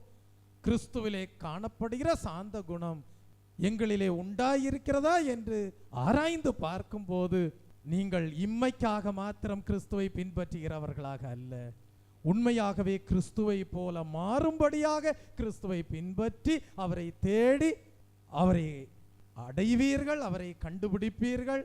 அந்த சாந்த குணத்தோடு அந்த பரிசுத்தத்தோடு தேவனை ஆராதனை செய்யும் போது கர்த்தருடைய பிரசன்னம் உங்கள் மத்தியிலே காணப்படுவதை அறிவீர்கள். Price the Lord. ஆகவேதான் மத்தேயு எழுதின சுவிசேஷ புஸ்தகம் 11ஆம் அதிகாரம் 29ஆம் வசனத்தை வாசிக்கும் போது ஆண்டவராகிய இயேசு கிறிஸ்து சொன்னார், நான் சாந்தமும் மன தாழ்மையுமாய் இருக்கிறேன், என் நுகத்தை உங்கள் மேல் ஏற்றுக்கொண்டு என்னிடத்தில் கற்றுக்கொள்ளுங்கள் என்று சொல்வதை பார்க்கிறோம். தெய்வ பிள்ளையே, கிறிஸ்து சாந்த குணமுள்ள ராஜாவாய் இருப்பாரேயானால் அவரை பின்பற்றும் போது அவரிடத்தில் வரும்போது நீங்கள் கற்றுக்கொள்ளக்கூடிய ஒரு காரியம் உண்டு. அவருடைய சாந்த குணம் உங்கள் ஜீவியத்திலே இருக்க வேண்டும், அவருடைய மனத்தாழ்மை உங்கள் ஜீவியத்திலே உண்டாயிருக்க வேண்டும். தெய்வ பிள்ளையே, கிறிஸ்து சாந்த குணமுள்ளவர் என்பதை வெளிப்படுத்தும் விதமாக அவருக்கு அநேக சோதனைகள் வந்தது. ஒரு சந்தர்ப்பத்திலே கிறிஸ்துவின் சாந்த குணம் சோதிக்கப்படும் நேரங்கள் அவருக்கு உண்டாயிருந்தது. அவருடைய தாடி மயிரை பிடித்து என்ன செய்தார்கள்? இழுத்தார்கள், தலையில் குட்டினார்கள், முகத்தில் துப்பினார்கள், கேலியும் பரியாசமும் செய்தார்கள். அவரோ தன் வாயை திறக்கவில்லை. தான் சாந்த குணமுள்ள ராஜா என்பதை நிரூபித்தார். தேவ சமூகத்திலே கடந்து வந்திருக்கிற தெய்வ பிள்ளையே, கிறிஸ்துவின் அடிச்சுவடுகளை நீங்கள் பின்பற்றும் போது அநேக சோதனைகள் உங்களுக்கு வரும். உங்கள் பரிசுத்தத்திற்கு விரோதமான சோதனைகள் வரும், உங்களுடைய சாந்த குணத்திற்கு விரோதமான சோதனைகள் வரும். அப்படிப்பட்ட சோதனைகள் வரும்போது நீங்கள் விசுவாசிப்பவர் இன்னார் என்பதை விளங்க செய்ய வேண்டும். நான் செல்லும் பாதையின் நேசர் அறிவார், நான் பின்பற்றுகிற ராஜா பரிசுத்தவான்களின் ராஜா, நான் பின்பற்றுகிற ராஜா சாந்த குணமுள்ள ராஜா என்பதை உங்கள் வாழ்க்கையிலே வருகிற சோதனை நாட்களிலே நீங்கள் வெளிப்படுத்தி உங்களை பரிசுத்தவான்களாக வெளிப்படுத்த வேண்டும். உங்களை சாந்த குணமுள்ளவர்களாக வெளிப்படுத்த வேண்டும். Price the Lord. அப்படி வெளிப்படுத்தும் போது பிதாவாகிய தேவன்தாமே கிறிஸ்துவை உங்களுக்கு தேவனுடைய குமாரனாக, ஜீவனுள்ள தேவனுடைய குமாரனாகிய கிறிஸ்துவாக, ராஜாதி ராஜாவாக வெளிப்படுத்தி இருக்கிறார் என்பதை அடையாளப்படுத்தி காட்டக்கூடியவர்களாய் இருப்பீர்கள். Price the Lord. மூன்றாவதாக, ஆண்டவராகிய இயேசு கிறிஸ்து மகிமையின் ராஜா என்று வேதத்திலே படிக்கிறோம். சங்கீதம் 24 சங்கீதம் 9 வசனத்தை வாசிக்கும் போது, வாசல்களே உங்கள் தலைகளை உயர்த்துங்கள், அநாதி கதவுகளே உயருங்கள், மகிமையின் ராஜா உள்பிரவேசிப்பார். தெய்வ பிள்ளையே, வானாதி வானங்களும் கொள்ளக்கூடாத மகிமை நிறைந்தவராக காணப்படுகிறார். இயேசு கிறிஸ்துவை ஏற்றுக்கொள்கிற ஒவ்வொருவருடைய உள்ளத்திலேயும் இயேசு கிறிஸ்து மகிழ்ச்சியோடு உட்பிரவேசித்து அவர் தம்முடைய மகிமையினாலே நிரப்புகிறார். Price the Lord. பழைய ஏற்பாட்டு கால பரிசுத்தவான்கள் தானே அவருடைய மகிமையை காணும்படியாக வாஞ்சித்தார்கள். உதாரணமாக நீங்கள் மோசேயை குறித்து படிப்பீர்கள் என்றால், யாத்ராகமம் எழுதின புஸ்தகம் 33 அதிகாரம் 18 வசனத்தை வாசிக்கும் போது, உம்முடைய மகிமையை எனக்கு காண்பியும் என்று சொல்லிதான் மோசே விண்ணப்பம் பண்ணுவதை பார்க்கிறோம். ஏன் சங்கீதக்காரனாகிய தாவீதை குறித்து படிக்கும் போது, சங்கீதம் 27 சங்கீதம் 4 வசனத்திலே படிக்கிறோம், நான் கர்த்தரிடத்தில் ஒன்றை நான் கேட்டேன், அதையே நாடுவேன். நான் கர்த்தருடைய மகிமையை காணும்படியாகவும் அவருடைய ஆலயத்தில் ஆராய்ச்சி செய்யும்படியாகவும் என் ஜீவனுள்ள நாளெல்லாம் கர்த்தருடைய ஆலயத்தில் தங்கியிருப்பதையே நாடுவேன். Price the Lord. அப்படியானால் பழைய ஏற்பாட்டின் காலத்திலே வாழ்ந்து வந்த பரிசுத்தவான்களே தேவனுடைய மகிமையை அடையும்படியாக வாஞ்சித்திருப்பார்களே. ஆனால் இன்றைக்கு நீங்கள் கர்த்தரை தேடும் போது சரியான அடையாளத்தோடு கர்த்தரை தேட வேண்டும். நீங்கள் கிறிஸ்துவை சரியான விதத்திலே அடையாளப்படுத்தி வாழ வேண்டும். நான் ஆராதிக்கிற தேவன் மகிமையுள்ள தேவன், அவரை பின்பற்றுகிற என் வாழ்க்கையிலே அவருடைய மகிமை காணப்படும், அதற்காகவே அவரை தேடுகிறேன் என்று சொல்லி அவரை பின்பற்றும் போது ஒரு நாள் சரியான அடையாளத்தோடு கிறிஸ்துவை அறிந்து கொண்டு அவரை தேடுகிறேன், அவரை கண்டுபிடிப்பேன், அதுதான் என் வாழ்க்கையில் லெக்கு என்கிற நோக்கத்தோடு கிறிஸ்துவை தேடும் போது, அவரை கண்டுபிடிக்கும் போது, உங்கள் ஜீவிய நாட்களெல்லாம் தேவனுடைய ஆலயத்திலே அப்படிப்பட்ட அனுபவங்களோடு, நான் ஆராதிக்கிறவர் பரிசுத்தவான்களின் ராஜா, நான் ஆராதிக்கிறவர் சாந்த குணமுள்ள ராஜா, நான் ஆராதிக்கிறவர் மகிமையின் ராஜா என்கிற அனுபவத்தோடு தேவனை ஆராதிக்கும் போது, கிறிஸ்துவின் வருகையின் நாளிலேயும் அவருடைய நாளை நீங்கள் மகிமையின் நாளாக எதிர்கொள்வீர்கள். நீங்கள் ஒருபோதும் கைவிடப்பட மாட்டீர்கள். உங்கள் நம்பிக்கை வீண் போகாது. மகிமையிலே இயேசுவை தரிசிப்பீர்கள். அந்த நாள் நல்ல நாளாக, பாக்கிய நாளாக இருக்க வேண்டும் என்கிற வாஞ்சியுள்ளவர்கள் ஒரு அல்லேலூயா சொல்லுங்க. Price the Lord. உங்களுக்கு அந்த நாள் நல்ல நாளாய் இருக்கும். உங்களுக்கு அந்த நாள் பாக்கிய நாளாய் இருக்கும். தெய்வ பிள்ளையே, இந்த ஆண்டவராகிய இயேசு கிறிஸ்துவை பற்றி என்ன சொல்லப்பட்டிருக்கிறது? நாம் வாசிக்க கேட்ட வசனத்திலே யூதருக்கு ராஜாவாக பிறந்திருக்கிறவர் எங்கே என்று ஒரு கேள்வி கேட்கப்பட்டிருந்தாலும் கூட, சங்கீதம் 47 சங்கீதம் 7 வசனத்திலே படிக்கிறோம், அவர் பூமி அனைத்திற்கும் ராஜா என்று படிக்கிறோம். அவர் பூமி அனைத்திற்கும் ராஜா, யூதருக்கு ராஜா என்று அன்றைக்கு சாஸ்திரிகளால் சொல்லப்பட்டிருந்தாலும் கூட, வேதத்தை ஆராய்ந்து பார்க்கும்போது பெத்லெகேமில் இயேசு கிறிஸ்து பிறந்தபடியினால் அவர் இஸ்ரவேலருக்கு மட்டுமே ராஜா என்று நாம் சொல்லிவிட முடியாது. காரணம், வேதம் சொல்லுகிறது, பூமியும் அதன் நிறைவும் உலகமும் அதில் உள்ள குடிகளும் கர்த்தருடையது. சங்கீதம் 24 சங்கீதம் 1 வசனம். ஆகவே பூமியும் அதன் நிறைவும் உலகமும் அதில் உள்ள குடிகளும் கர்த்தருடையதாய் இருக்கிறபடியால் அவர் பூமி அனைத்திற்கும் ராஜாவாய் இருக்கிறார். ஆகவே வேதம் என்ன சொல்லுகிறது? கருத்துடனே அவரை போற்றி பாடுங்கள், கருத்துடனே அவரை போற்றி பாடுங்கள். இலக்கு அதுதான். மகிமையின் ராஜா என்று அடையாளப்படுத்தி விட்டாரே, பூமி அனைத்திற்கும் ராஜா என்று தம்மை அடையாளப்படுத்தி விட்டாரே, அவரை தேடுகிற நீங்கள், அவரை கண்டடைகிற நீங்கள் என்ன செய்ய வேண்டும்? கருத்துடனே அவரை போற்றி பாட வேண்டும். தெய்வ பிள்ளையே, அடுத்தபடியாக ஆண்டவராகி இயேசு கிறிஸ்துவை பற்றி என்ன சொல்லப்பட்டிருக்கிறது? அவர் நீதியின் ராஜா என்று படிக்கிறோம்.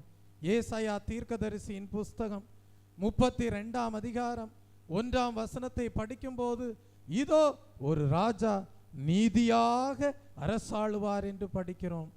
இயேசு கிறிஸ்து நீதியுள்ள ராஜாவாக காணப்படுகிறார். சங்கீதம் 74ஆம் சங்கீதம் 12ஆம் வசனத்தில் என்ன படிக்கிறோம்? பூர்வகால ராஜா என்று படிக்கிறோம்.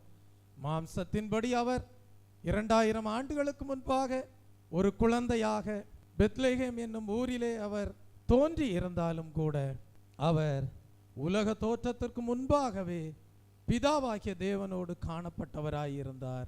ஆகவேதான் அவரை குறித்து பூர்வகால ராஜா என்று சொல்லப்பட்டிருக்கிறது. நீதிமொழிகள் 8ஆம் அதிகாரம் 23ஆம் வசனத்திலே படிக்கிறோம், பூமி உண்டாகும் முன்னும் ஆதி முதற்கொண்டும் அநாதியாய் நான் அபிஷேகம் பண்ணப்பட்டேன் என்று இயேசு கிறிஸ்துவை குறித்து சொல்லப்பட்டிருப்பதை படிக்கிறோம். பூமி உண்டாவதற்கு முன்பாகவே ஆதி முதற்கொண்டு அநாதியாய் ஆண்டவராகி இயேசு கிறிஸ்து அபிஷேகம் பண்ணப்பட்டவராக பிதாவின் சமூகத்திலே காணப்பட்டார். ஆனால் மாம்சத்திலே தம்மை பெத்லெகேம் என்னும் ஊரிலே பாலகனாக வெளிப்படும்படியாக இந்த பூலோகத்திலே கடந்து வந்தார். தெய்வ பிள்ளையே, ஆகவேதான் யோவானுக்கு எழுதின புஸ்தகம் 17ஆம் அதிகாரம் 5ஆம் வசனத்திலே படிக்கிறோம், பிதாவே, உலகம் உண்டாகிறதற்கு முன்னே உம்மிடத்தில் எனக்கு உண்டாயிருந்த மகிமையினாலே இப்பொழுது நீர் என்னை உம்மிடத்திலே மகிமைப்படுத்தும் என்று வாசிக்கிறோம். அப்படியானால் உலகம் உண்டாகிறதற்கு முன்னேதானே பிதாவினிடத்தில் இயேசு கிறிஸ்துவுக்கு மகிமை உண்டாயிருந்திருக்கிறது. ஆகவே தெய்வ பிள்ளையே, இப்படிப்பட்ட அடையாளத்தோடு நான் ஆராதிக்கிற தேவன் இயேசு கிறிஸ்து பூர்வகால ராஜாவாக காணப்படுகிறார். ஆகவே அவரை வெறும் மாம்சத்தின்படி ஒரு தாவீதின் குமாரன் என்கிற அடையாளத்தோடு நான் அவரை பின்பற்றக்கூடாது. பின்பற்றினால் அவரை நான் தேடினாலும் கண்டடைய முடியாது. அவரை நான் தேவன் எதிர்பார்க்கிற விதத்திலே ஆராதிக்க முடியாது என்பதை அறிந்து கொண்டு, பரிசுத்தவான்களின் ராஜா, சாந்த குணமுள்ளவர்களின் ராஜா, பூர்வகாலத்து ராஜா, நீதியுள்ள ராஜா, நித்திய ராஜா என்கிற அடையாளத்தோடு ஜீவனுள்ள தேவனுடைய குமாரனாகிய கிறிஸ்து என்கிற அறிவோடு அவரை தேடுவீர்களானால் ஒருபோதும் கர்த்தரை தேடுகிறவர்களுக்கு ஒரு நன்மையும் குறைவுபடாது. ஒன்றை அறிந்து கொள்ளுங்கள், அன்றைக்கு பெரிய ஆசனங்களிலே வீற்றிருந்த வேதபாரகர்களும் பரிசேயரும் தேவனை அறிந்து கொள்ளவும் இல்லை, தேவனிடத்திலிருந்து பெற்றுக்கொள்ள வேண்டிய நன்மையை பெற்றுக்கொள்ளவும் இல்லை. ஆனால் வியாதியஸ்தர்கள் தேடினார்கள், அவரை நோக்கி கூப்பிட்டார்கள், அவருடைய நன்மையை பெற்றுக்கொண்டார்கள். அவரிடத்திலே வியாதியஸ்தர்கள் நன்மையை பெற்றுக்கொண்டார்கள் என்றால், வியாதியஸ்தர்கள் சொஸ்தமானார்கள் என்றால், பலவிதமான பிரச்சனைகளோடு கடந்து வந்த ஜனங்கள் அவரை தேடி இயேசு கிறிஸ்துவை கண்டு பிரச்சனைகளிலிருந்தெல்லாம் விடுதலை அடைந்தார்கள் என்றால் அதற்கு காரணம் என்ன? அவர்கள் இயேசுவை குறித்து சரியான விதத்திலே கேள்விப்பட்டார்கள், சரியான விதத்திலே தேவனை அடையாளப்படுத்தினவர்களாக, என் தேவனால் கூடாத காரியம் ஒன்றுமில்லை, தேவனால் கூடாத காரியம் ஒன்றுமில்லை, மனுஷனால் கூடாதது தேவனால் கூடும், அவர் மகத்துவமான ராஜா என்று அறிந்து கொண்டு அவரை நோக்கி கூப்பிட்டார்கள், நன்மையை பெற்றுக்கொண்டார்கள். Price the Lord. நீங்களும் கிறிஸ்துவை தேடுகிறவர்களாக காணப்படுகிறீர்கள். சரியான அடையாளத்தோடு தேடுவீர்களானால் முதலாவது தேவனுடைய ராஜ்யத்தையும் நீதியையும் தேடுகிற உங்களுக்கு மீதியுள்ள காரியம் கூட கொடுக்கப்படும். அது கர்த்தருடைய நன்மைகளாக காணப்படும். அதனோடு வேதனையை கூட்டார், உங்கள் குறிக்கோளை அடைய செய்வார். கர்த்தருடைய ஆசீர்வாதமே ஐஸ்வர்யத்தை தரும். அதனோடு தேவன் வேதனையை கூட்டார். ஆனால் அந்நாட்களிலே வாழ்ந்த வேதபாரகரும் பரிசேயரும் இம்மைக்காக வாழ்ந்தார்கள், குறிக்கோளை தவறவிட்டார்கள். ஆனால் சரியான அடையாளத்தோடு சரியான குறிக்கோளை அடைகிற லெக்கோடு கிறிஸ்துவை தேடினவர்களோ கண்டடைந்தார்கள், பூமிக்குரிய நன்மையும் பெற்றுக்கொண்டார்கள். இரட்டிப்பான நன்மையை தருவேன் என்று வாக்குரைத்த தேவன் அந்த வாக்குத்தத்தம் நிறைவேறும்படியான ஜீவியத்தை உண்மையாய் தேடினவர்களுடைய ஜீவியத்திலே நிறைவேற்றக்கூடியவராகவே தான் காணப்பட்டார். அப்படியானால் தெய்வ பிள்ளையே, இந்த காலை வேளையிலே கர்த்தரை பின்பற்றுகிற தெய்வ ஜனங்களே, கர்த்தரை சரியான விதத்திலே அடையாளப்படுத்தி ஜீவிக்கிறவர்களாயிருங்கள். கர்த்தரை சரியான விதத்திலே தேடுகிறவர்களாயிருங்கள். கர்த்தரை சரியான சமயத்திலே கண்டடைகிறவர்களாயிருங்கள். அவர் சமீபமாயிருக்கும் போது அவரை கூப்பிடுகிறவர்களாயிருங்கள். அவருடைய நன்மையை பெற்றுக்கொள்ளக்கூடியவர்களாயிருங்கள். சரியான விதத்திலே தேவனை ஆராதிக்கக்கூடியவர்களாயிருங்கள். அவரை பணிந்து தொழுது கொண்டு அவருடைய பிரசன்னத்தை பாதுகாத்து கொள்ளக்கூடியவர்களாய் இருப்பீர்களானால் உண்மையான கிறிஸ்மஸாக காணப்படும். Price the Lord. ஏன் ஏரோது ராஜாவால் இயேசு கிறிஸ்துவை போய் காண முடியவில்லை? ஒரு கேள்வி. தன்னை விட ஒரு மகிமையான ராஜா பிறந்திருக்கிறார் என்பதை ஏரோது அறிந்து கொண்டானே, ஏன் ஏரோது ராஜாவினால் போய் இயேசு கிறிஸ்துவை காண முடியவில்லை? தெய்வ பிள்ளையே, எருசலேமிலே தானே காணப்படுகிறான் ஏரோது ராஜா. அங்கிருந்து சற்று தொலைவிலே காணப்படுகிற பெத்லகேம் ஊரிலே பிறந்திருக்கிற இயேசுவை ஏன் ஏரோது ராஜா போய் காண முடியவில்லை? தெய்வ பிள்ளையே, தன்னை விட ஒரு மகத்துவமான ராஜா இயேசு கிறிஸ்து பாலகனாக பிறந்திருக்கிறார் என்பதை ஒரு விசேஷித்த நட்சத்திரத்தின் மூலமாக அறிந்திருந்தாலும் கூட அவனுடைய இருதயத்திலே சந்தோஷம் இல்லை, அவனுடைய இருதயத்திலே மகிழ்ச்சி இல்லை. தெய்வ பிள்ளையே, இயேசு கிறிஸ்து இந்த பூலோகத்திலே பிறந்த போது என்ன சொல்லப்பட்டது?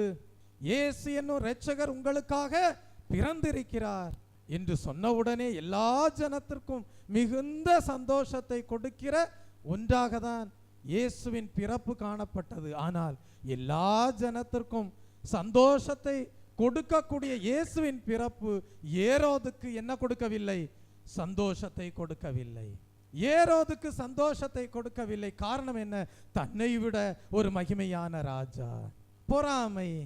உடனே அவன் என்ன நினைக்கிறான்?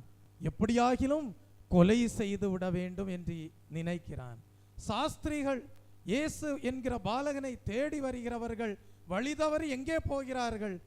ஏரோது ராஜாவின் அரண்மனைக்கு போகும்போது ஏரோது ராஜா என்ன சொல்லுகிறான்? நீங்கள் போய் இயேசுவை கண்டு பிறகு என்னிடத்திலே வந்து அதை சொல்லுங்கள் என்று சொல்லிதான் அனுப்புகிறான்.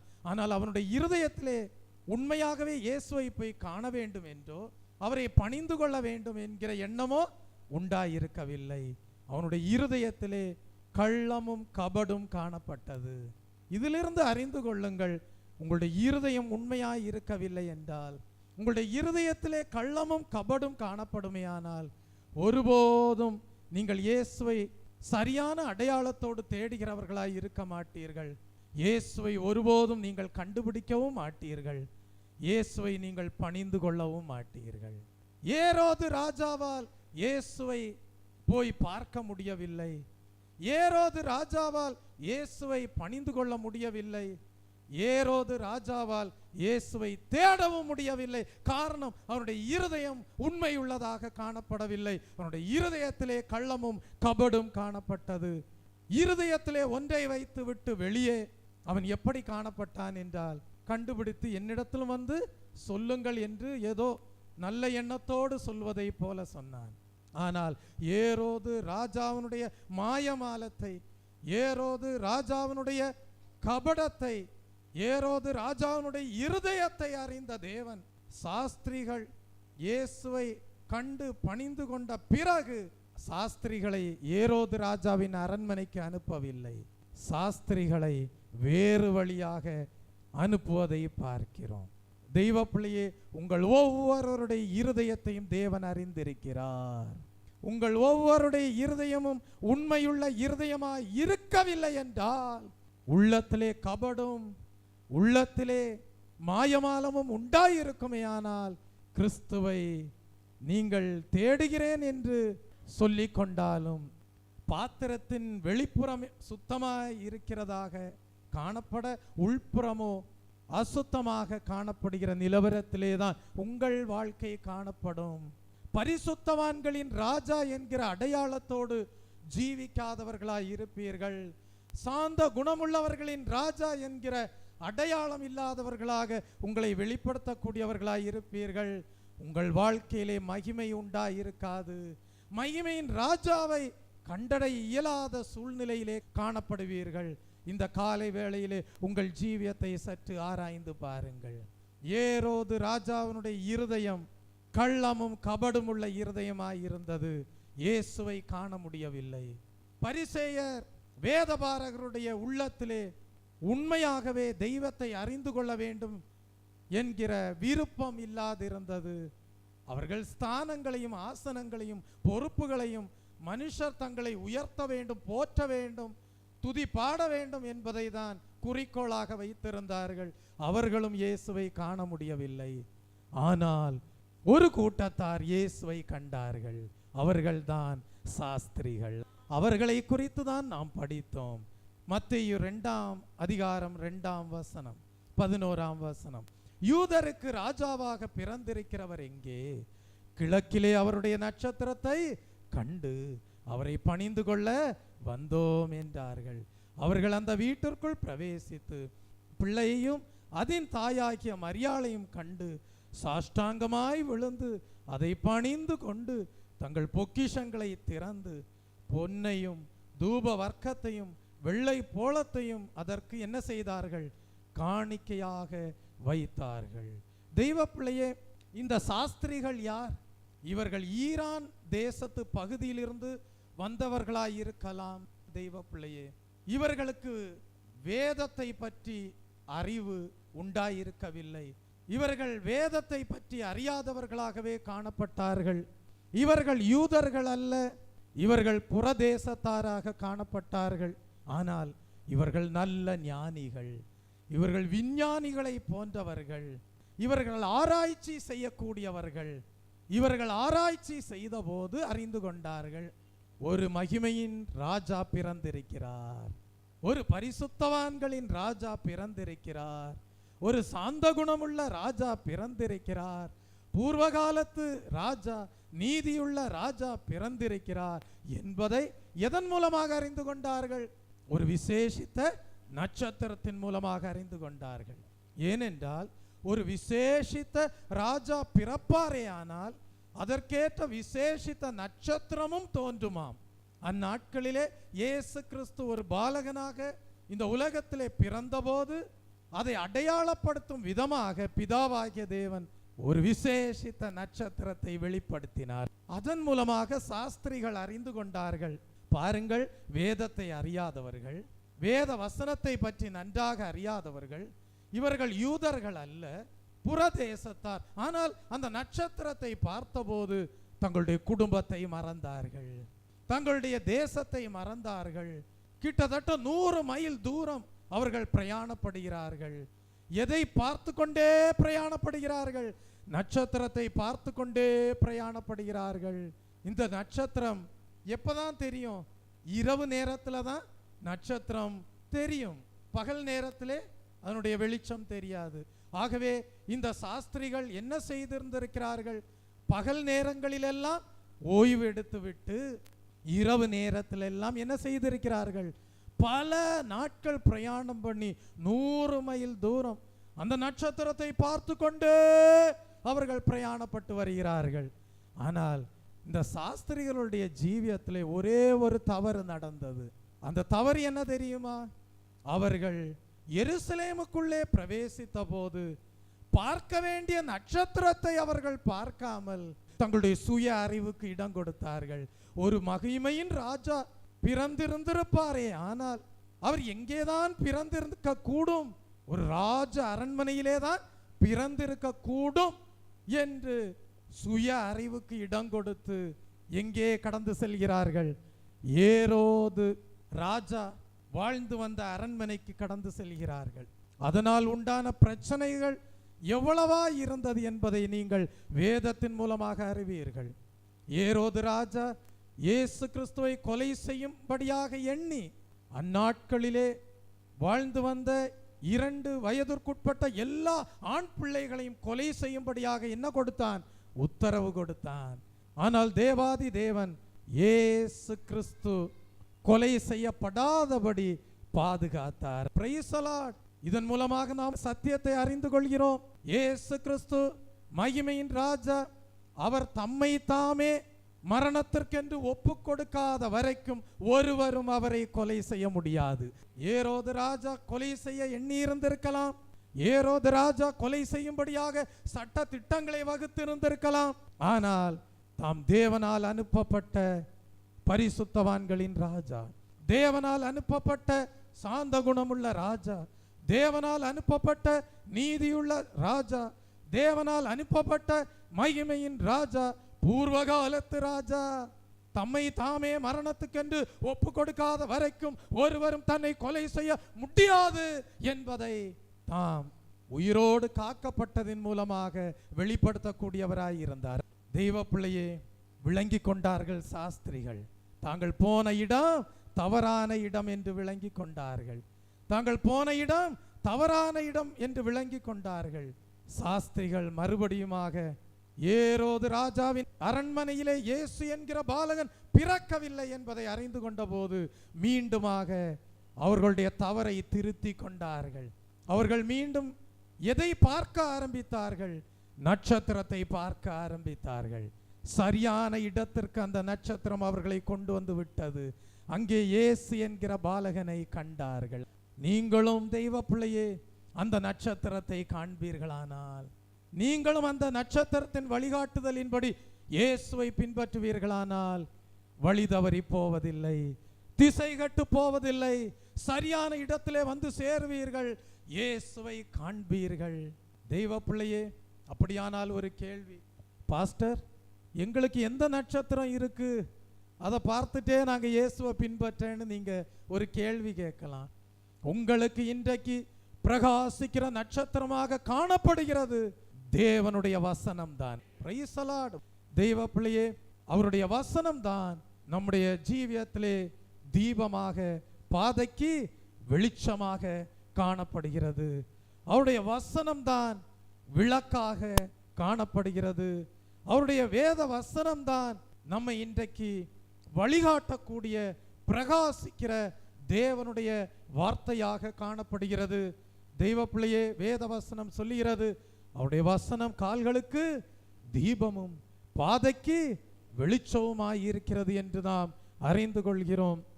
தெய்வ பிள்ளையே, அப்படியானால் இன்றைக்கு உங்களுக்கு பிரகாசிக்கிற நட்சத்திரமாக காணப்படுகிறது தேவனுடைய வசனம் தான். வேதமே வெளிச்சம், கட்டளையே விளக்கு. தெய்வ பிள்ளையே, வேத வசனம் தான் இன்றைக்கு பிரகாசிக்கிற நட்சத்திரமாக காணப்படுகிறது. வேத வசனம் தான் பிரகாசிக்கிற விளக்காக காணப்படுகிறது. ஒவ்வொரு தேவனுடைய வார்த்தைக்குள்ளாகவும் தெய்வீக வெளிச்சம் உண்டாயிருக்கிறது. பிதாவாகிய தேவனை நோக்கி வெளிப்படுத்தும் கர்த்தாவே என்று கேட்பீர்களானால் அந்த தெய்வீக வெளிச்சம் பிரவாகித்து வரும்படியாக செய்வார். வேதத்தை அறிந்தவர்கள், இம்மைக்காக ஆராய்ச்சி செய்தவர்கள் கிறிஸ்துவை காண முடியவில்லை. வேதத்தையே அறியாத புறதேசத்தார், யூதர்கள் அல்லாதவர்கள் காண வேண்டியதை சரியான வழிகாட்டியாக வைத்து, சரியான வழிகாட்டியை பின்பற்றி அதன் வழிகாட்டுதலிலே இயேசுவை அடைந்தார்கள். நீங்கள் கிறிஸ்தவர்களாய் இருக்கிறீர்களா? நீங்கள் எந்த தேசத்தார், என்ன இனத்தார், என்ன மொழியை சார்ந்தவர்கள் என்பதெல்லாம் பொருட்டல்ல. கிறிஸ்தவர்கள் என்கிற பெயரோடு வாழ்வது ஒரு பெரிய காரியம் அல்ல. ஆனால் எப்படிப்பட்ட குறிக்கோளோடு யாரை உங்கள் வழிகாட்டியாக வைத்து பின்பற்றுகிறீர்கள் என்பதிலேதான் உங்கள் ஜீவியத்தின் முடிவு உண்டாயிருக்கிறது. இன்றைக்கு உங்களுடைய வாழ்க்கையிலே வழிகாட்டியாக வேத வசனத்தை வைத்திருக்கிறீர்களா? இன்றைக்கு உங்களுடைய ஜீவியத்திலே நான் இன்ன ஜாதியான் என்றல்ல, இன்ன மதத்தான் என்றல்ல, இன்ன கோத்திரத்தான் என்றல்ல, இன்ன பாஷைக்காரன் என்பதிலே மேன்மை பாராட்டுகிறவர்களாக அல்ல, நீங்கள் யாரை வழிகாட்டியாக வைத்திருக்கிறீர்கள் என்பதிலேதான் தேவ மகிமை விளங்கும். இன்றைக்கு உங்களுக்கு முன்பாக தேவன் எதை வெளிப்படுத்தி காட்டுகிறார் என்றால், நட்சத்திரமாகிய வேத வசனத்தை வெளிப்படுத்துகிறார். அதிலிருந்து பிரகாசிக்கிற வெளிச்சம் அவருடைய சத்தியமாக வெளிப்பட்டு கொண்டே இருக்கிறது. அந்த சத்தியம் உங்களுக்குள்ளாக பிரவேசிக்கும் போது அது கிறிஸ்துவின் ஜீவனாக பிரவேசிக்கிறது. அது ஆத்துமாவுக்கு பலனை கொடுக்கிறது. தெய்வ பிள்ளையே, அந்த வேத வசனத்தை வழிகாட்டியாக வைத்து அந்த வேத வசனத்தின் வெளிச்சத்திலே நீங்கள் நடக்கும் போது, தெய்வ பிள்ளையே, சரியான விதத்திலே அடையாளத்தோடு தேடுகிற நீங்கள் இயேசுவை காண்பீர்கள், சாஸ்திரிகளை போல. இப்பொழுது இந்த சாஸ்திரிகள் என்ன செய்கிறார்கள்? இயேசுவை இவர்கள் கண்டது மாத்திரமல்ல, இயேசுவை இவர்கள் கண்டது மாத்திரமல்ல, உடனே என்ன செய்தார்கள்? பணிந்து கொண்டார்கள். பிள்ளையையும் அதன் தாயாகிய மரியாளையும் கண்டு சாஷ்டாங்கமாய் விழுந்து அதை பணிந்து கொண்டு தங்கள் பொக்கிஷங்களை திறந்து பொன்னையும் தூப வர்க்கத்தையும் வெள்ளை போளத்தையும் அதற்கு காணிக்கையாக வைத்தார்கள். உண்மையாகவே நீங்கள் இப்படிப்பட்ட ஒரு குறிக்கோளோடு வேதவசனத்தின் அடிப்படையிலே தெய்வீக வெளிச்சத்தை பின்பற்றுகிறவர்களாக கிறிஸ்துவை காணும்போது என்ன செய்வீர்கள் தெரியுமா? உங்களுடைய சிறந்த காரியங்களை எல்லாம் எடுத்து அவருடைய பாதத்திலே வைப்பீர்கள். அவருடைய சிறந்த காரியங்கள் எல்லாம் உங்களுடையதாக மாறுகிறது. உங்களுடைய சிறந்த காரியங்களை எல்லாம் நீங்கள் அவருடைய பாதத்திலே வைப்பீர்கள். இதுதான் உண்மையான பலியின் சிந்தையாயிருக்கிறது. இதுதான் உண்மையான ஆராதனையாயிருக்கிறது. கர்த்தரை தொழுது கொள்ளும் போது உங்களிலே காணப்படுகிற சிறந்ததை அவருடைய பாதத்திலே வைத்து தொழுது கொள்வீர்கள். தேவனால் அங்கீகரிக்கப்படுவீர்கள். ஆபேலையும் அவனுடைய காணிக்கையும் தேவன் என்ன செய்தார்? அங்கீகரித்தார். காரணம், சிறந்ததை கர்த்தருடைய சமூகத்திலே கொண்டு வந்தான். சிறந்ததை கர்த்தருடைய சமூகத்திலே கொண்டு வந்தான், அவருடைய பாதத்திலே வைத்தான். தேவன் ஆபேலையும் அவனுடைய காணிக்கையும் அங்கீகரித்தார். உங்கள் ஜீவியம் தேவனால் அங்கீகரிக்கப்பட வேண்டுமானால், ஒரு செய்தியிலே ஜீவ பலி என்றால் என்ன என்று விளக்கம் கொடுத்தேன். நீங்கள் உங்களை முழுமையாக அர்ப்பணிக்கும் போது, உங்களுடைய சிறந்ததையெல்லாம் எடுத்து இயேசுவே உமக்குன்னு சொல்லி அர்ப்பணிக்கும் போது தேவன் என்ன செய்வார் தெரியுமா? உங்கள் ஜீவியத்தை அங்கீகரிக்கும்படியாக பரலோகத்திலிருந்து அவருடைய பரிசுத்த ஆவியின் அக்கினியை அனுப்புவார். அனுப்பும் போது உங்களை தேவன் ஜீவ பலியாக அங்கீகரித்திருக்கிறார் என்பதை அறிந்து கொள்வீர்கள். அன்றைக்கு எலியா பலி செலுத்தினான். பலிபீடத்தின் மேல் தேவனுடைய அக்கினி வந்து இறங்கினது. ஜீவ பலி என்றால் அதுதான். உங்களை நீங்களே, கர்த்தாவே என்னுடைய அனைத்தும் உம்முடையது, நான் உம்முடையவன், என்னுடைய சிறந்தது அனைத்தும் உம்முடையது என்று சொல்லி முழுமையாக உங்களை கர்த்தருக்கு கொடுக்கும் போது கர்த்தர் தம்முடைய சிறந்த அபிஷேகத்தை உங்களுக்கு கொடுத்து உங்களை அங்கீகரிப்பார். நீ என் பார்வையிலே அருமையானபடியால் உன்னை சிநேகித்தேன், கனம் பெற்றாய் என்பார். என்னை ஜீவ பலியாய் ஒப்புவித்தே ஏற்றுக்கொள்ளும் இயேசுவே. இப்படி உண்மையாக சரியான அடையாளத்தோடு தேவனை தேடி தேவனை கண்டடைந்து அவருக்கு தங்களிலே இருக்கிற சகல சிறந்ததையும் அர்ப்பணித்து காணிக்கையாக அர்ப்பணித்து தொழுது கொள்ளும் போது தேவனால் அங்கீகரிக்கப்பட்டிருக்கிறோம் என்பதை நீங்கள் அறிந்து கொள்வீர்கள். அப்படிப்பட்டவர்கள் உள்ளத்திலே கிறிஸ்தவர்களாய் இருப்பார்கள். வேதம் சொல்லுகிறது, உள்ளத்தில் கிறிஸ்தவனே கிறிஸ்தவன். உண்மையாகவே கிறிஸ்தவர்களாய் இருப்பார்கள். கிறிஸ்துவின் அடிச்சுவடுகளை பின்பற்றுகிறவர்களாய் இருப்பார்கள். எல்லா இடங்களிலேயும் கிறிஸ்துவின் மகிமை அவர்கள் மூலமாக வெளிப்படும். சாஸ்திரிகளே, ஞானிகளே, ஆராய்ச்சியாளர்களே, கிறிஸ்துவை எப்படி பின்பற்றுகிறீர்கள்? சாஸ்திரிகளே, கர்த்தரை எப்படி தேடுகிறீர்கள்? சரியான அடையாளத்தோடு தேடுகிறீர்களா? ஏரோது ராஜாவின் அரண்மனைக்கு போய்விடாதீர்கள், அங்கே இயேசு கிறிஸ்து இல்லை. வேதபாரகர் பரிசேயரிடத்திலே போய்விடாதீர்கள், அவர்களிடத்திலே கிறிஸ்து இல்லை. கிறிஸ்து எங்கே இருக்கிறார்? கிறிஸ்து எங்கே இருக்கிறார்? தெய்வ பிள்ளையே, கிறிஸ்து ஒரு தாழ்மையுள்ள இடத்திலே இருக்கிறார். தாழ்மையுள்ள பரிசுத்தவான்களின் மத்தியிலே, சாந்த குணமுள்ளவர்களின் மத்தியிலே கிறிஸ்து காணப்படுகிறார். வேத வசனத்தின் வெளிச்சத்திலே நீங்கள் நடக்கும்போது அவரை கண்டடைவீர்கள். உங்கள் தேடுதல் வீண் போவதில்லை. அவருடைய மகிமையை பெற்றுக்கொள்வீர்கள். அவருடைய சமூகத்திலே சாஷ்டாங்கமாய் பணிந்து கொள்வீர்கள். உங்களுடைய சிறந்ததை அவருக்கு கொடுப்பீர்கள். தேவனால் அங்கீகரிக்கப்படுவீர்கள். அவருடைய வருகையின் நாளிலே அவரால் அங்கீகரிக்கப்பட்ட சம்பத்தாய் இருக்கிற உங்கள் ஜீவியம் தேவனால் ஏற்றுக்கொள்ளப்படக்கூடியதாய் இருக்கும். உண்மையான கிறிஸ்மஸ் என்று சொல்வது இயேசு யார் என்று அறிந்து கொள்ள வேண்டும். சரியான அடையாளத்தோடு இயேசுவை தேட வேண்டும். அவரை தேடுவது மாத்திரமல்ல, வேத வசனத்தின் வெளிச்சத்திலே அவரை தேடி அவரை கண்டடைய வேண்டும். கண்டடைவது மாத்திரமல்ல, சாஷ்டாங்கமாய் விழுந்து அவர் பாதபடியிலே உங்கள் ஜீவியத்தை அர்ப்பணிக்க வேண்டும். உங்களையே காணிக்கையாக செலுத்த வேண்டும். மகிமையில் இயேசுவை தரிசிக்கோ நேரத்தில் அந்த நல்ல பாக்கியனா மகிமையில் இயேசுவை தரிசிக்கோ நேரத்தில் அந்த நல்ல பாக்கியனா. இந்த நாளிலே கிறிஸ்மஸ் என்று சொல்லப்படுவதின் மெய்யான அர்த்தத்தை, சத்தியத்தை தேவன் நமக்கு வெளிப்படுத்தின தயவுக்காக ஸ்தோத்தரிப்போம். ஸ்தோத்ரம் ஸ்தோத்ரம் ஸ்தோத்ரம் ஸ்தோத்ரம் ஸ்தோத்ரம் ஸ்தோத்ரம். வேத வசனத்தின் வெளிச்சத்திலே நடக்கிறவர்களாக, ஒருபோதும் திசை மாறி போகாதவர்களாக, இடராதவர்களாக, தேவனுடைய மகிமையை பெற்றுக்கொண்டவர்களாக, தேவனால் சேர்த்து கொள்ளப்படுகிற சம்பத்தாக தேவன் ஒவ்வொருவரையும் விளங்க செய்யும்படியாக ஸ்தோத்தரிப்போம். ஸ்தோத்ரம் ஸ்தோத்ரம் ஸ்தோத்ரம். ஜெபிப்போம். மகா இரக்கமும் கிருபையும் உள்ள பிதாவே, இந்த நல்ல கிறிஸ்மஸ் ஆராதனை வேலைக்காக நன்றியோடு ஸ்தோத்திரிக்கிறோம் கத்தாவே. ஆண்டவரே, இந்த அருமையான ஆண்டவரே இந்த ஓய்வு நாளிலும் கூட கத்தாவே ஆண்டவரே இந்த வசனத்தை ஆண்டவரே ஆழமாக நாங்கள் சிந்திப்பதற்கு கர்த்தர் எங்களுக்கு கொடுத்த இந்த மகாபிரிய தயவுக்காக நாங்கள் நன்றி செலுத்துகிறோம் சுவாமி. ஆண்டவரே, ஒரு வித்தியாசமான ஒரு கோணத்தில் கத்தாவே கர்த்தர் எங்களோடு கூட நீர் இடைப்பட்டீர். உமக்கு நன்றி தகப்பனே.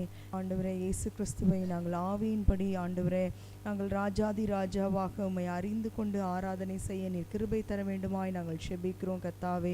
நாங்கள் அவ்வாறு உம்மை தொழுது கொண்டு ராஜரீக ஆசாரியர்களாகவும் ஆண்டவரே ராஜாக்களாகவும் ஆண்டவரே காணப்பட கர்த்தர் தாமே எங்களுக்கு நீர் வேலையில் கிருபை தர வேண்டுமாய் நாங்கள் ஜெபிக்கிறோம் கர்த்தாவே. ஆண்டவரே, இம்மைக்காக மாத்திரமல்ல ஆண்டவரே நீர் எதிர்பார்த்திருக்கிற ஆண்டவரே விதத்தில் நாங்கள் உம்மை ஆராதிக்க கர்த்தர் தாமே எங்களுக்கு கிருபை அருள வேண்டுமாய் நாங்கள் ஜெபிக்கிறோம் கர்த்தாவே. முழு இருதயத்தோடு முழு ஆத்மாவோடு கர்த்தரை தேடும்போது, உண்மையாய் உம்மை தேடும்போது நீர் எங்களுக்கு சமீபமாய் இருக்கிறபடினால நாங்கள் உம்மை ஸ்தோத்திரிக்கிறோம் ஆண்டவரே. ஆண்டவரே, நீர் எங்களுக்காக வைத்திருக்கிற நோக்கத்தை திட்டத்தை அறிந்து உமது சமூகத்தில் ஆண்டவரே உமக்காய் நாங்கள் காத்திருந்து கர்த்தாவே நாங்கள் உம்மை தேடி அடைந்து கொள்ள கர்த்தர் தாமே எங்களுக்கு கிருபை நல்க வேண்டுமாய் நாங்கள் ஜெபிக்கிறோம் கர்த்தாவே. நீ பரிசுத்தவான்களின் ராஜாவாய் இருக்கிறபடியால் உம்மை ஸ்தோத்திரிக்கிறோம் ஆண்டவரே. சாந்த குணமுள்ள ராஜாவாய் இருக்கிறபடியால் உம்மை ஸ்தோத்திரிக்கிறோம். மகிமையின் ராஜாவாய் இருக்கிறபடியால் உம்மை ஸ்தோத்திரிக்கிறோம். பூமி அனைத்திற்கும் ராஜாவாய் இருக்கிறபடினாலும் உம்மை ஸ்தோத்திரிக்கிறோம் ஆண்டவரே. நீ நீதியின் ராஜாவாய் இருக்கிறபடியால் உம்மை துதிக்கிறோம் ஆண்டவரே. பூர்வ கால ராஜாவாய் அபிஷேகம் பண்ணப்பட்டவராய் இருக்கிறபடினாலும் உம்மை ஸ்தோத்திரிக்கிறோம் கர்த்தாவே. இப்படிப்பட்ட குணாதிசயங்களை கர்த்தாவே நாங்களும் எங்களுடைய வாழ்க்கையிலே வெளிப்படுத்த கர்த்தர் தாமே கிருபை தர வேண்டுமாய் நாங்கள் ஜெபிக்கிறோம் கர்த்தாவே. ஏரோதுவை போல பரிசேயரை போல நாங்கள் அல்லாமல் கர்த்தாவே சரியான விதத்திலே ஆண்டவரே நாங்கள் அடையாளப்படுத்தி ஆண்டவரே உம்மை ஆண்டவரே நாங்கள் தேடி உம்மை கண்டடைய கர்த்தர் தாமே எங்கள் கிருபை தாரும் ஆண்டவரே. எமது வசனத்தின் வெளிச்சத்திலே காணப்படுகிற ஒளியை நாங்கள் பின்பற்ற எங்கள் கிருபை தாரும் கர்த்தாவே. ஆண்டவரே, இந்த நாளிலே நீங்கள் பேசியிருக்கிற ஒவ்வொரு காரியத்தையும் எங்களுடைய வாழ்க்கையில் நாங்கள் அபியாசப்படுத்தி மென்மேலும் உமக்குள்ளாய் வளர ஆண்டவரே உமது பிரியமாய் ஆண்டவரே எங்களுடைய ஜீவியம் ஆண்டவரே தொடர்ந்து காணப்பட கர்த்தர் தாமே கிருபை தர வேண்டுமாய் எங்கள் அருமை இரட்சகர் இயேசுவின் மூலமாய் கெஞ்சி கேட்கிறோம் ஜீவனுள்ள பிதாவே, ஆமென். காலம் மேய்ப்பர்கள் மந்தை காத்தன கர்த்தாவின் தூதன் இறங்க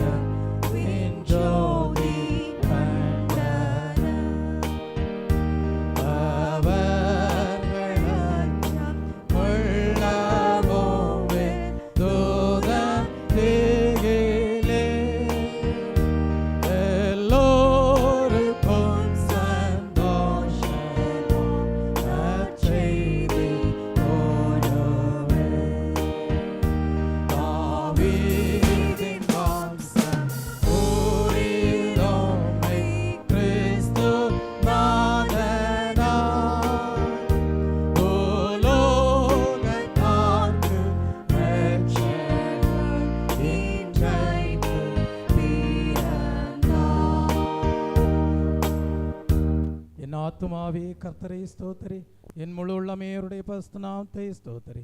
என் ஆத்துமாவே கர்த்தரை ஸ்தோத்திரி, அவர் செய்த சகல உபகாரங்களையும் மறவாதே. ஆமீன். நம்முடைய கர்த்தராகிய இயேசு கிறிஸ்துடைய கிருபையும் பிதாவாகிய தேவனுடைய அன்பும் பரிசுத்தாவியானுடைய அந்யோன்ய ஐக்கியமும் இன்றும் என்றும் சதா காலங்களிலும் நம் அனைவரோடும் நம்முடைய குடும்பங்களோடும் சபையாரோடும் இருப்பதாக. ஆமீன். கர்த்ததாமே இந்த சத்தியத்தை கேட்கிற ஒவ்வொருவரும் கிறிஸ்துவை சரியான விதத்திலே அறிந்து கொண்டு சரியான அடையாளத்தோடு கிறிஸ்துவை பின்பற்றுகிறவர்களாக, அவரை தேடுகிறவர்களாக, அவரை கண்டடைகிறவர்களாக, அவரை பணிந்து கொள்கிறவர்களாக, முழுமையாக தங்களை அர்ப்பணித்து தேவனால் அங்கீகரிக்கப்பட தேவன் தாமே கிருபை செய்வாராக. ஆமீன்.